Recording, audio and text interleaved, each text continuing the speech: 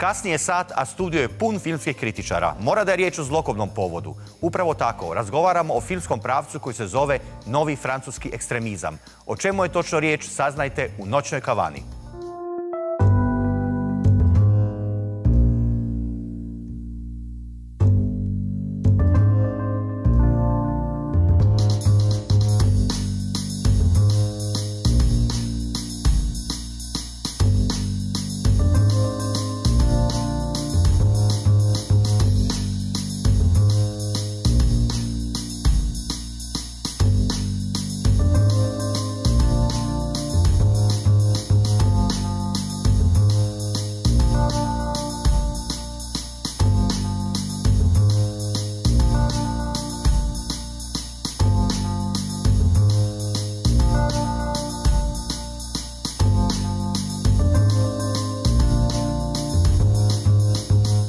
Cijenjeni gledatelji, dobra večer u Noćnoj kavani.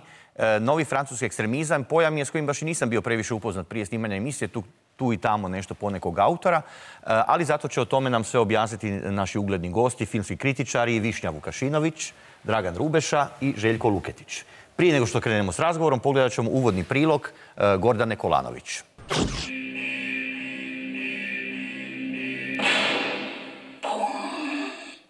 Seksualna dekadencija, bestijalno nasilje, silovanje, okrutno mučenje, poremećene mračne osobe, standardne su teme eksploatacijske kinematografije.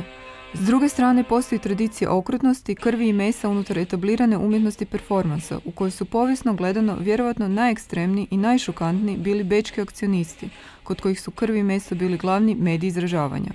Ako se pak eksplicitnog nasilja krvi i mesa dohvate francuski redatelji igranih filmova, nekako očekujemo da bi tu svakako trebalo biti riječi o nečem drugom, a ne samo o iskorištavanju najnižih ljudskih strasti. I zaista, uobičajeno je naglasiti da je otac francuskog filmskog ekstremizma, Alain Robbe-Grillet, poznati kao književnik, premda kod nas neprevođen, jedan od osnivača francuskog novog romana. Ekstremizam pomiješan s egzistencijalizmom, ne bi li to trebala biti francuska formula za eksploatacijski film? No koliko je takav francuski filmski pokret uopće primjećen, nije jasno ni samim poznavateljima filma. Za mišljenje smo pitali filmskog kritičara Ivana Ramljaka. Film koji je mene najviše dojmio iz pokreta novi francuski ekstremizam je Trouble Every Day Claire Denis. U principu radi se o jednoj ljubavnoj priči koja je ispričana na taj način da su glavni likovi kanibali. I to je film koji je dosta podijelio fanove Claire Denis, baš zbog tih eksplicitnih krvavih scena seksa, to jest kanibalizma koji proizlazi iz seksualnog uzbuđenja.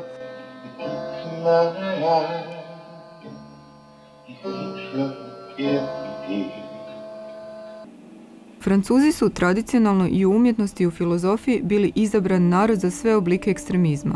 Ako govorimo u nacionalnim kategorijama, čija je kinematografija u zadnje vrijeme zapravo najekstremnija? Japanska, korejska, francuska, grčka, srpska? U zadnjih nekoliko godina se pojavilo nekoliko filmova koji bi se mogli, čak i pokreta filmski, koji bi se mogli dovesti u vezu sa novim francuskim ekstremizmom. U prvom redu to su srpski ekstremni filmovi od prije nekoliko godina. Srpski film Život i smrt porno bande. Čak bi se u to mogao ubaciti i klip u kojima je bilo jako puno ekstremnih krvavih scena i incesta i ubijanja i kasapljenja raznih vrsta. Recimo u srpskom filmu, po mom mišljenju, je to više svrha tih scena bila, dakle, sam šok, iako su autori u nekim intervjuima tvrdili da je to alegorija na srpsko društvo. Također treba spomenuti grčki novi val, ili kako ga negdje zovu Weird Wave, u kojem je također bilo takvih stvari, doduše više s jednim, može se reći, ironijskim odmakom, sve do ovog filma koji je prošle godine bio prikazan na Zagrebačkom festivalu, a mislim, dobio nagradu na Veneciji, Miss Violence, gdje je, recimo, taj odmak izostao. Radi se o filmu u kojem isto ima incesta, silovanja i takvih stvari, koji po meni, recimo, isto tako spada možda sa srpskim filmom u filmove u kojima to baš nije najbolje ispalo. Zašto su u nekim zemljama autori skloni ekstremizmu, a u drugima, recimo u Hrvatskoj i Poljskoj, nisu? Je li riječ o općem društvenom stanju ili o stjecaju okolnosti? Pa u Hrvatskoj nema ovakvih filmova isključivo zato što se takvi filmovi ne financiraju. Dakle, postoje autori koji bi snimali generalno žanrovske filmove, ali tako isto i krvave i nasilne, ali kod nas naše ljudi koji su zaduženi za financiranje filma su vrlo neskloni takvim scenarijima, možda najbliže nekoj neugodi tog tipa je došao Lucas Nola u svom, inače dosta neuspjelom posljednjem filmu Šuti. Mislim da se bilo kakve tendencije takve onako korijenu sasjeku. Sad postoje ljudi tipa, ne znam, Ivan Livaković, koji možda nešto slično napravi u svom prvom dugometražnom filmu, ako ga ikad završi. Jer je recimo se bavio, ajmo reći, nečim donekle sličnim u svojim kratkim filmovima. Ali generalno, ja znam recimo osobno dosta ljudi koji su prijavljivali na natječaje i krvave horore i neke razne perverzije i to ni slučajno nije moglo proći. Ali to su uglavnom bili ljudi koji su bili izvan akademskih krugova i ostali su izvan krugova ljudi koji dobivaju novce na natječajima. Novi francuski ekstremizam pejorativan je pojam koji je skovao kritičar James Quent, misleći pritom na niz transgresivnih filmova u zadnjih 20 godina koji su snimili istaknuti francuski redatelji od François Ozona i Gaspara Noéa do Catherine Breillat i Claire Denis. Premda je nesumnjivo riječ o novoj varijaciji žanra horror filma i u prizorenju različitih tjeskoba u vezi s tijelom, oko drugih značenja među kritičarima zapravo nema konsenzusa. Vjerojatno je točno da su u tim filmovima glavne teme napad na domaći, obiteljski život i strah od drugog. Možda je još važnije pitanje koje ti filmovi postavljaju u cjelokupnoj filmskoj umjetnosti. Kako bi uopće trebali izgledati filmovi koji se bave temama boli, patnje i nasilja, a da već na prvom koraku ne iskliznu u predvidljiv žanr horora ili eksploatacijskog filma? Znamo li danas uopće prikazati bol i patnju? Nekada su postojale tragedije, danas postoje horori. Postoji li nešto između? Postoji li nešto između, stvarno. Inače, imali smo jedan ekstreman kadar sa ovim macinim repom, svi smo buljili u njega. Nismo toliko slušali što cijenjeni kolega Ramljak je u tom trenutku govorio. Dragana, ovako, u sklopu pripreme za emisiju pogledao sam i film U mojoj koži, Marine Devan. Moram priznati da sam na nekoliko mjesta morao malo ubrzati jer mi je bilo to nepodnošljivo. To nije riječ o hororu, nego riječ o filmu koji se baš bavi ljudskim tijelom. Ljudskim tijelom, da. Da. Je li to onda francuski novi ekstremizam zahtjeva poseban trening kao za astronaute da čovjek gleda? Pa dobro, sad ste spomenuli konkretno taj film, iako u biti u žanru horora postoje ti neki filmovi koji jesu ekstremi francuski, konkretno sam Frontière recimo, ali on opet baštini estetiku nekakvog torture porna ili sličnih nekakvih podžanrova koji su se pojavili u francuskom filmu. Dakle, to nije nikakav francuski žanr.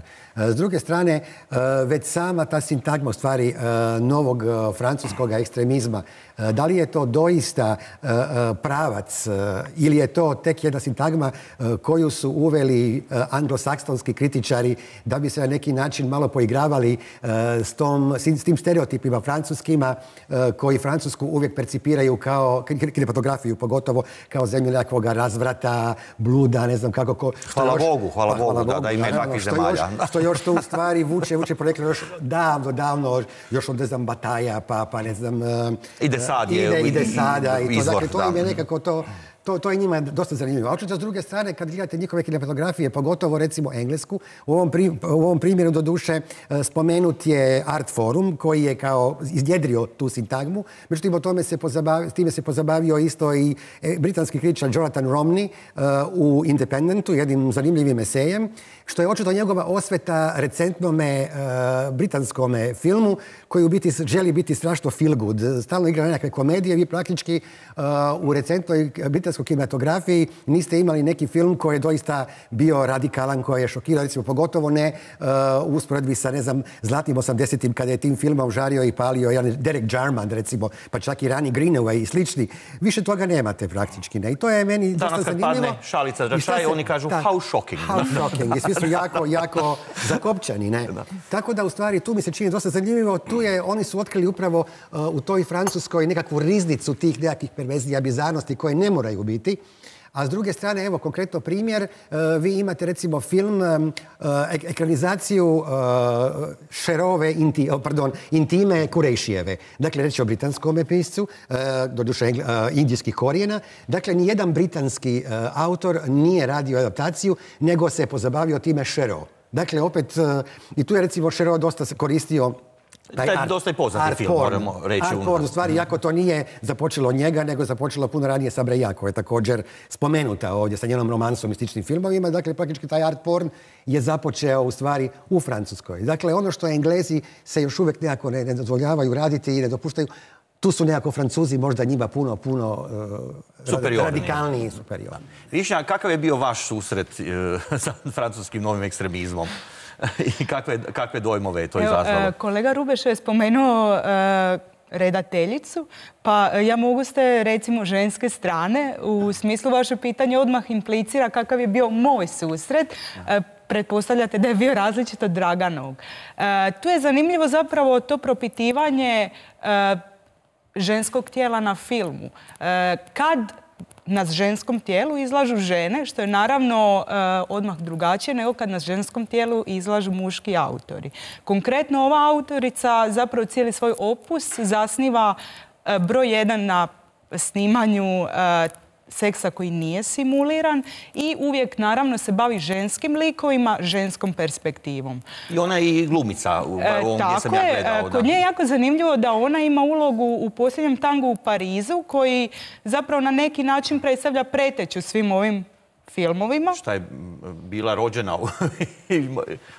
u Posljednjem tangu u Parizu? Da, ona tamo ima malu ulogu. Glumi lik koji se zove Mouchette, što je naravno asocijacija i referenca na poznati Bressonov film. U tom smislu tu također imamo ženski lik koji je nekako na rubu. Kod Breillat taj seks zapravo služi da se pokažu nekakva ekstremnija emocionalna i intimna stanja. Ona često koristi i pornografske glumce, na primjer Rocco Siffredi glumi u nekoliko njenih filmova. Tako da je zapravo ta granica između pornografije i onog što nazivamo umjetnički film je na neki način isprovocirana od same autorice, koja na neki način tvrdi objekt ili tema, kad govorimo naravno o seksu, o prikazu seksa, i zapravo provocira objektivizaciju, iako onda na neki način ta objektivizacija i dalje ostaje prisutna u njenim filmovima, ali je potpuno razotkrivena. I zapravo to je ono što je zanimljivo i to je ono što je ekstremno. Seks sam po sebi nikad nije ekstreman, ekstremno je promišljanje njegovih zapravo pretpostavki i posljedica. Mislim da sam pročitao, ako nisam krivo zapamtio, da je Gaspar Noé, čuveni autor za kojeg možda više ljudi zna, zahvaljujući filmu prvenstveno Nepovratno, da je rekao da nema razlike između pornografije, umjetnosti, nešto u tom smislu.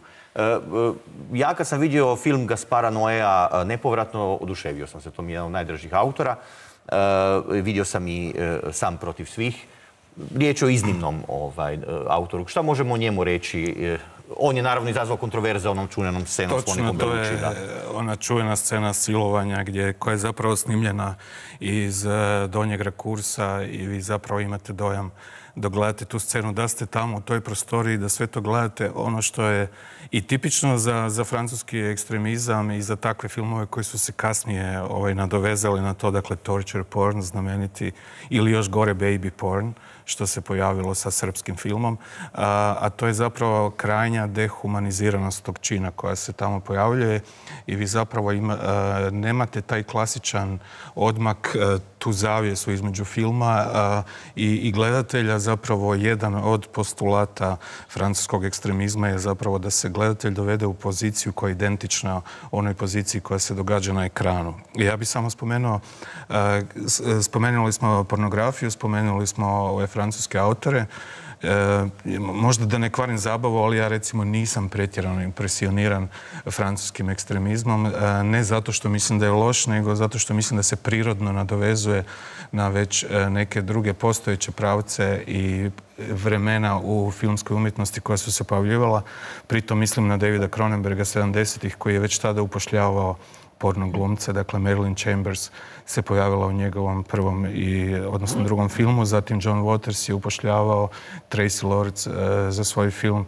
Dakle, te porno dive i porno zvijezde se jesu pojavljivale prije, a sve to opet ima još jedan sasvim drugi korijen u Kennethu Angeru, avangardnim filmašima. Dakle, to su 40. godine prošlog stoljeća. Tako je, 40. 50. godine, američki avangardni film.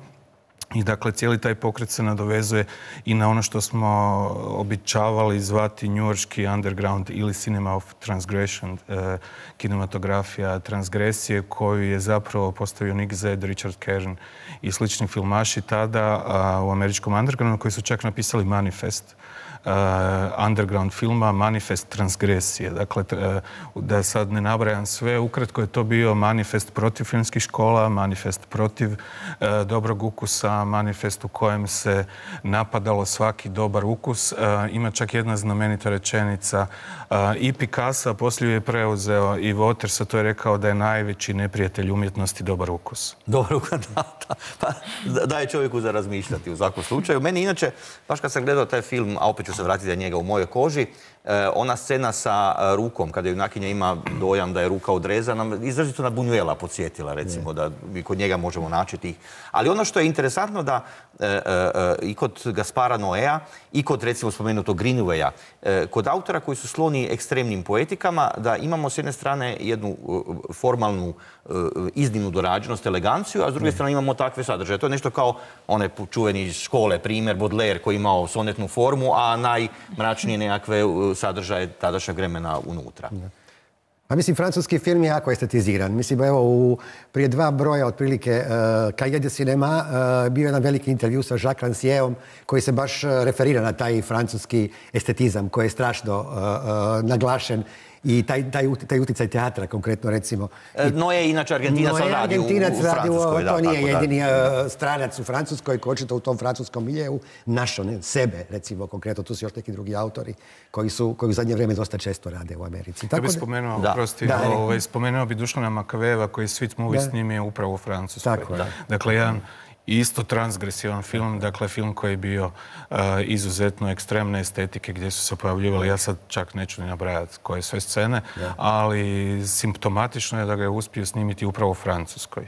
I zapravo ono, od početka kad smo počeli priču, spomenuli ste Englesku, spomenuli ste Francusku, zašto tamo takvi filmovi nisu se događali. Mislim da je ključ u filmskom sistemu cenzure. Englezi su imali izuzetno jaki sistem filmske cenzure, BBFC, dakle British Film Board of Classification, je imao jako stroga pravila. I tamo nešto što je prolazilo u Francuskoj, što je prolazilo u Italiji, se nije moglo raditi u Engleskoj. Dakle, Francuzi su bili donekle sretni što su zapravo u svojoj kinematografiji mogli eksperimentirati sa transgresivnošću. Ima li možda zasluge u tome, odnosno razloga, što Francuska izuzetno potiče svoju kinematografiju, riječ o zemlji gdje se i do 200 filmova godišnje proizvede, dakle da ima onda se prostor osigura i za, recimo, nekakve ovako rubnija područja, ne samo za komediju, pa evo, ovo što je Željko spominjao, recimo, sad recentniji primjeri, prošle godine Larry Clark svoj zadnji film snimao u Francuskoj, doduše on je dosta radikalne filmove snimio i u Americi. To je točno, da. Ali je, recimo, zadnji film baš radio u Francuskoj s tim skaterima, opet je koketirao sa estetikom porna, ne. Baš ga Rancière optužio u stvari da se on prema svojim glumcima odnosi kao prema kurvama, u stvari, jer praktički oni se prostituiraju u tom filmu. Sam ga imao lani prilike vidjeti na Mostri Venecijanskoj. i on je stvarno žestok.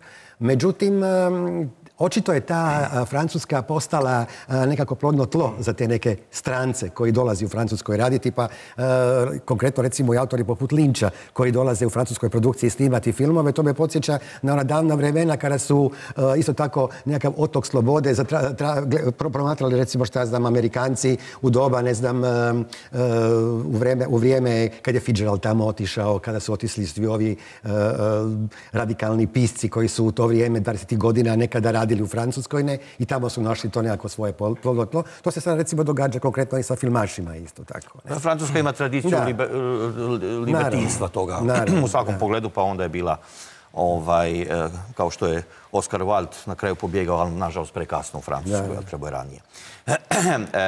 Kaže se, neki opet autori kažu da postoje i drugi autori u Europi, recimo, koji bi mogli svrstati u ovu estetiku, a ne samo ovi francuski, dakle, bi to mogli i proširiti, ne znam kako se to čini, na von Triera ili na nekoga. Haneke, recimo. Haneke, da. I kolega je u prilogu spomenuo taj Weird Wave grčki koji je sa Lantimosom recimo dosta jak, a Tina Rachel Tsangari recimo, to su recimo taj Silas Tsumerkas isto tako je dosta žestok recimo, ne.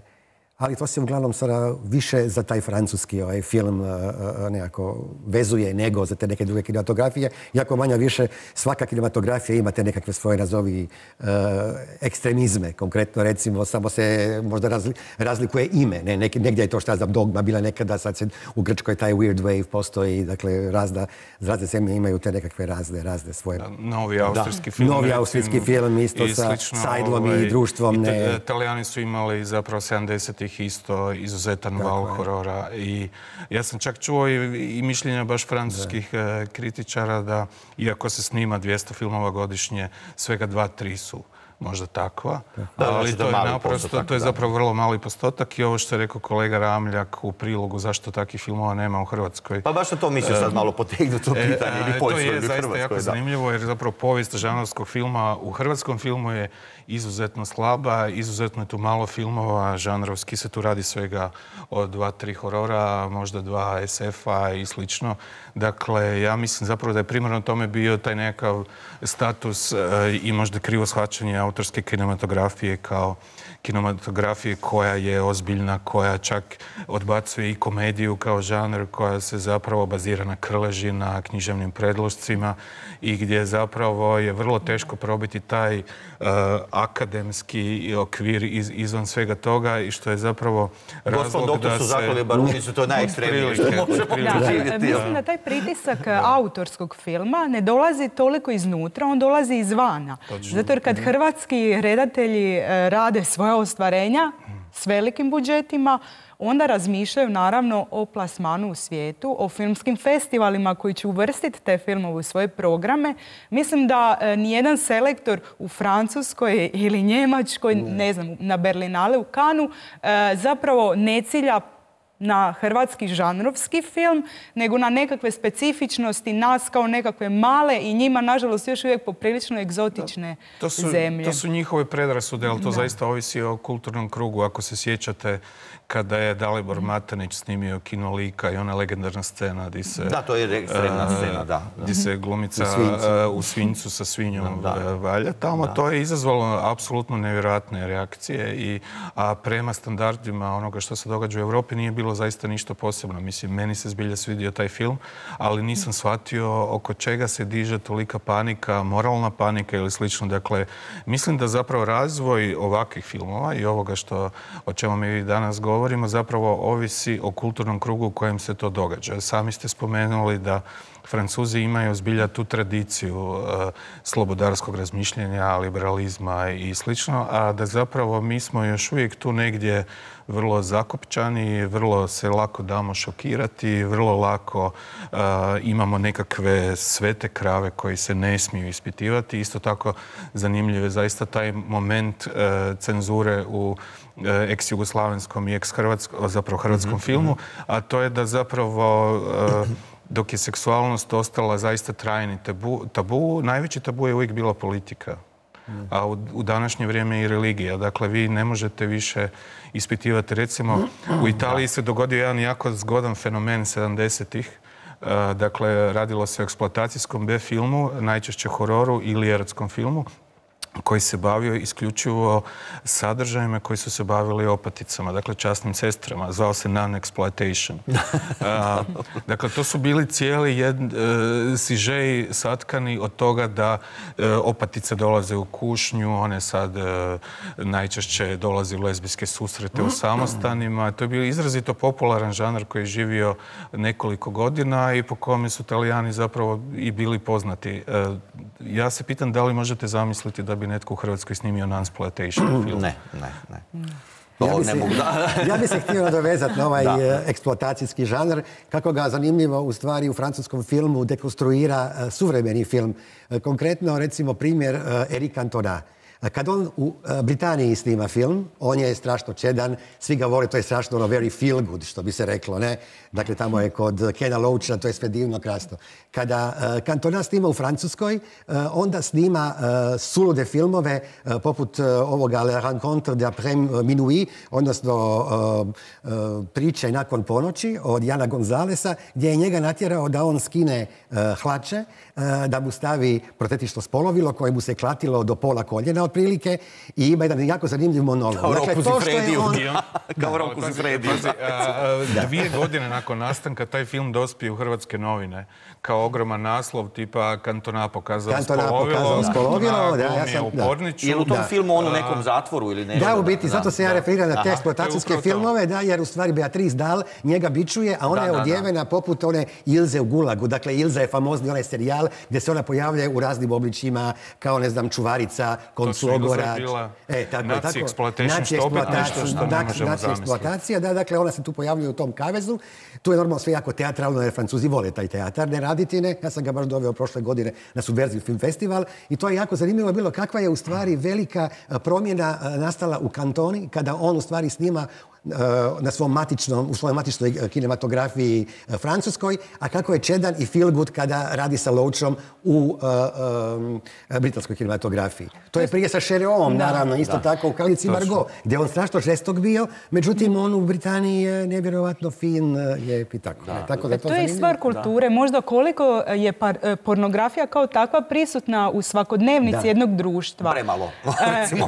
Recimo u Hrvatskoj, onda je normalno zapravo da i naši umjetnici, konkretno filmski redatelji, nemaju možda potrebu na to reagirati, time se baviti. U jednoj Francuskoj, gdje je pornografija puno svakodnevnija stvar, naravno da će onda ona kao tema prodrijeti i u visoku umjetnost, konkretno u filmu o kojima ovdje pričam. S tim da ne bih uzeo pornografiju zapravo kao ključni moment te priče, nego bi uzeo zapravo standarde i kulturu koja vlada u društvu. Ja se sjećam prije nekoliko godina nekoliko umjetnika je išlo raditi rekonstrukciju nekoliko znamenitih performansa između ostalog Toma Gotovca i Vlaste Delimar.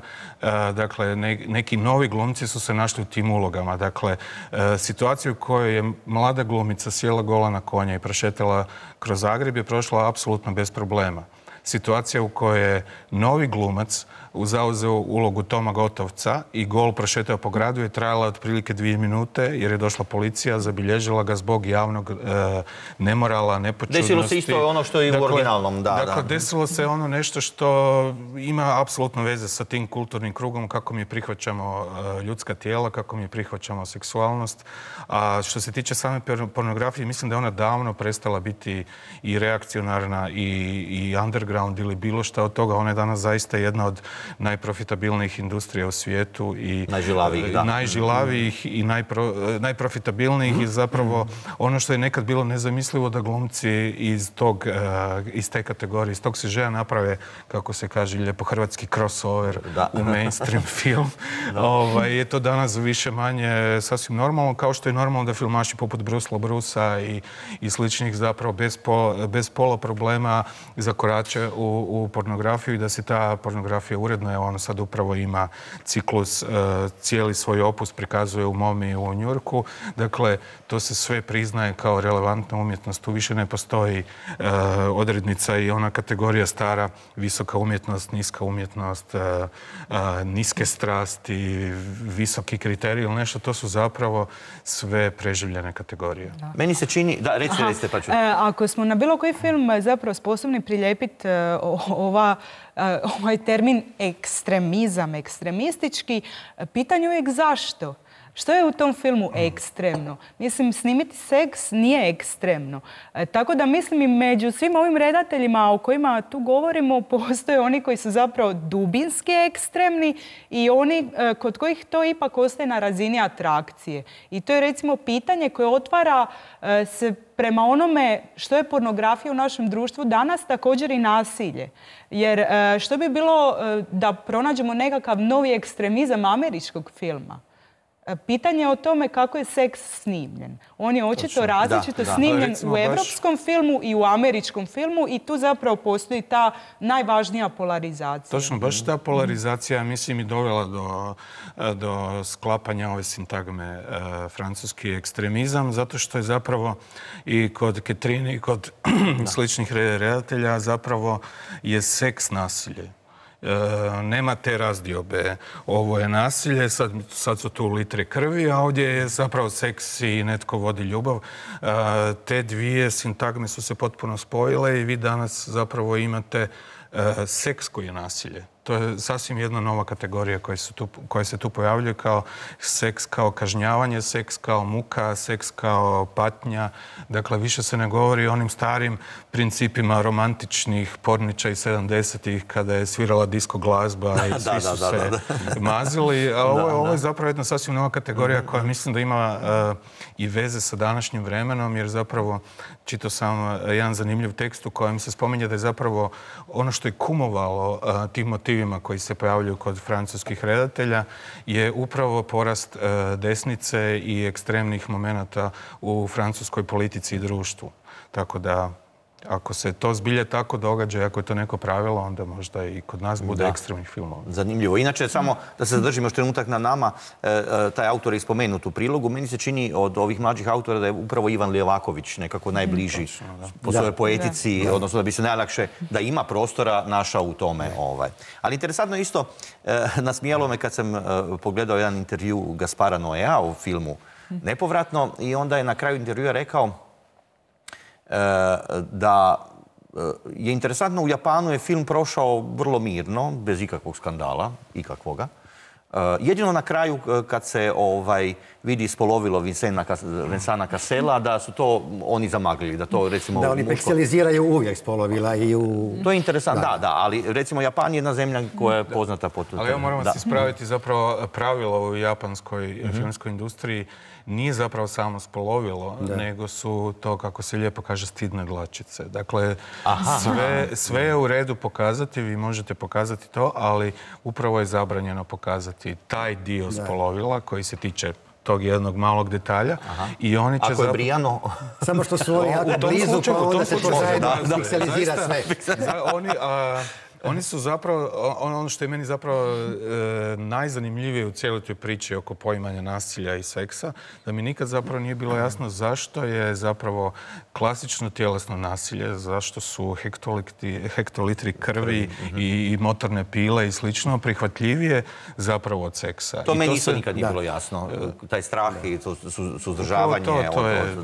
To je vrlo zanimljivo, a baš japanska kinematografija ima tu zbilja dugu tradiciju i nasilnih i čudnih filmova i to sve zaista prolazi, ali onog časa kad vi vidite jednu stidnu dlačicu, problem.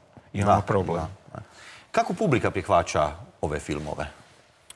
Pa oni su, ja mislim, dosta getoizirani u nekakvim tim krugovima art kina, festivala, konkretno i slično. Ja mislim da oni nemaju veću distribuciju, jaču po multiplexima i sličnima. Dakle, to je dosta getoizirano, ja mislim, festivali pogotovo. Vi redovito idete na velike festivale, svjetske, Venecija, Cannes, Berlin. Koliko se može, evo nešto smo rekli da je to 200 snime, 2, 3, ali generalno kad vidite taj program festivalski, koliko se zatekne tu možda filmova nekih ekstremnih estetika? Pa svaki festival u stvari povlači za sobom barem jedan film koji mora biti dobio tu sintagmu nekakvog festivalskog skandala. To je uglavnom jako, mislim, to je na neki način dosta i fabricirano. Zbog toga, jer svi ti skandali praktički se ponavljaju. Mislim, kao što ne postoji praktički više nijedan ekstrem koga se već prije neko nije sjetio i bilo koji skandal na neki način. Tako da je to dosta relativno. Mislim, ja recimo konkretno pratim Cannes i tu genezu francuskog filma baš kroz Cannes, jer je Cannes kao festival dosta otvoren tom ekstremizmu i to je već 20 godina uzastopce, recimo. Prva godina je bila baš prikazan je recimo bio film Pornograf od Christophe Honorea. I tu je igrao recimo Jean-Pierre Léaud, koji je poznat iz Novog vala, koji opet koristi tu estetiku pornografskog filma, normalno, ne? Dakle, tu je recimo krenulo i recimo kada gledate, ne znam, autore poput Bonella, recimo, koji radi sad zadnji ovaj film, odnosno napravio ga je sada sa Saint Laurentu, recimo. To je, recimo, tu se stalno ponavljaju dosta, recimo, ti autori neki koje možemo čak nazvati žestokima. Recimo, koristio je famoznoga njemačkoga Viscontijevog omiljenoga glumca Helmuta Bergera u tom zadnjem filmu, koji je ovako dosta opet zanimljiv. Ali taj Cannes dosta često koristi, recimo, te autore, recimo, taj Christophe Honoré dosta, pa recimo Claire Denis. Doduše, Claire Denis je puno više išla na neke druge festivale i nju je više forsirao, recimo, Mostra ju je više forsirala i tako. Tako da, recimo, ja mislim, festivali su dosta jaka odskočna daska za te neke autore. Iako, kažem, oni uglavnom, ja mislim, imaju dosta ograničenu distribuciju u tim nekakvim art kinima i ne probijaju se dalje. Dakle, upravo francuski film, jedan od novih filmova koji se, čini mi se, na nekakav drugačiji, pametniji način nadovezuje na taj francuski ekstremizam je Stranger by the Lake. Tako je. Od Girardija, da, koji je zaista sjajan film, ali zapravo vi ne primjećujete taj ekstremizam jer je on uposlen u trilersku kategoriju. Znate gdje još? Sjetite se jednog baš sjajnog, ispričavam se, autora s Tajvana, Tsai Ming Liang. On isto ima, ali to je sve potpuno. Zapravo ja nisam ljubitelj torture porna i sličnih. Mislim da je to više onako larpulartizam, dakle umjetnost radi umjetnosti, kadar radi kadra, jer po meni je zapravo onaj vrhunski moment poništavanja pornografije kao subverzivnog elementa napravio Cronenberg u filmu Sudar, kada je u prvih 30 minuta imao 3 scene seksa za redom i također u Cannesu izazvao totalni dar mari i izgražavanje, zato što su svi rekli, a gdje je tu radnja? Vi imate 3 scene seksa za redom. On je rekao, ali vi imate problem s time, vi zapravo ne razumijete da te scene su radnja. Taj seks jest radnja, ne mora sad lik napraviti nešto. Dakle, seks po sebi može biti radnja i on je to pokazao i zapravo ovaj baš Stranger by the Lake mi ide upravo u tom nekom dobrom smjeru u kojima se zapravo i ekstremizam i sve te scene upošljavaju i postaju svrha nečemu sasvim drugom. Da, htjeli ste nešto replicirati. I Cannes je, nažalost, duboko konzervativan, kao i sve razine našeg društva, jer iste godine kad je Stranac na jezeru prikazan u Cannesu, pobjednik Cannes je bio jedan drugi film koji je također imao puno lezbijskog seksa i sad o lezbijskom seksu u Canneskom pobjedniku su svi brujali. Adelin život.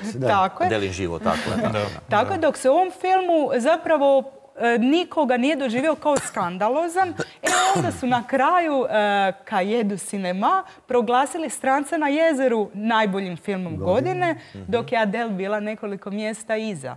Ali zapravo to govori koliko su nekakve vrijednosti duboko ukorijenjene čak i u umjetničkim krugovima gdje bi se nekakvi novi horizonti trebali otvarati, ali i to malo ide sporije od potrebnog. I koliko su lezbijske scene ultimativna muška fantazija. Višnja, vi ste i filmska autorica. Tako je.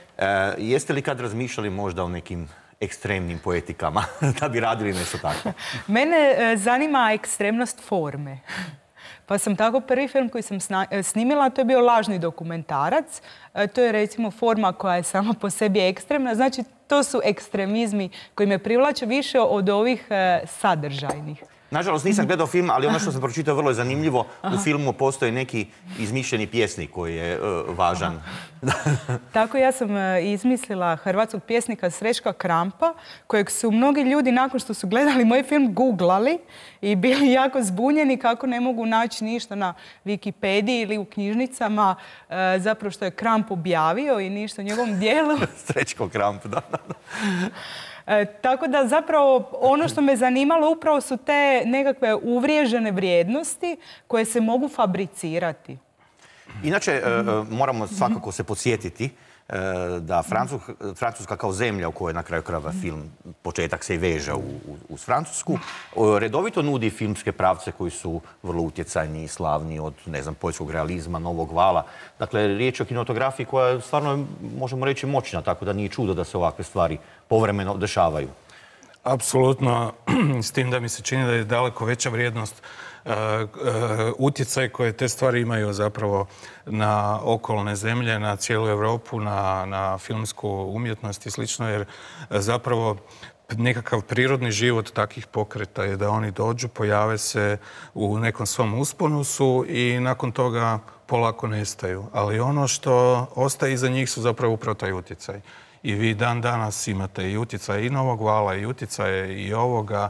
I dakle, nije bitno koliko sami taj trend ili taj pokret traje, bitno je zapravo što je on napravi u tom svom okviru u kojem se dogodio. A napravi zato jer na kraju krajeva, nešto ste to i ranije spomenuli, ništa to nije samo sebi svrhom, nego ti filmovi nose i nekakvu dublju, ružna riječ, poruku, odnosno misao o ljudskoj patnji, o potrebi empatije, o otuđenosti na kraju krajeva u suvremenom svijetu koji u biti i vodi u tom možda pravcu. Jer možemo i tako gledati da je i suvremeni svijet nekako je plodno tlo. Kad govorimo o toj otuđenosti, u stvari nismo spominjali recimo Claire Denis, koja je, mislim, moja najomiljenija francuska redateljica. S druge strane, ona je, da, spominjali smo je prije, Trouble Every Day, bio je na prilogu.